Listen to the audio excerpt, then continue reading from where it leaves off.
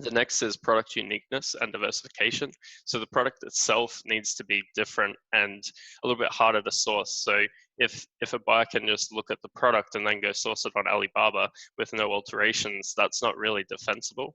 And also the diversification of the product line is important. So you don't want that one hero product. We see a lot of Amazon-based businesses with one hero product making the bulk of the revenue, right?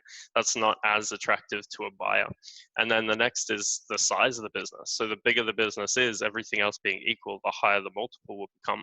So what we're looking for right now, or when we start thinking about selling, you really want to be at minimum at 1 million in revenue and growing.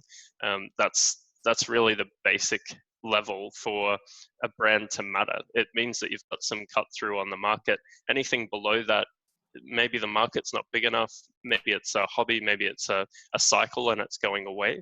So that's what we've seen. And then the last thing is year-over-year growth trends. So a buyer will always want to see what's the trend of the business year over year, not just month over month. So typically with that growth trend, we see the ideal time to sell a brand that's selling by Amazon is typically 3 to 4 years. So a lot of people ask me, how do you build up a brand and sell it in 18 months? Well, we have actually done this in the past, but it's not a guaranteed way to do it, and it's not the best way to get the best return for the time and effort you've put in and the risk as the entrepreneur.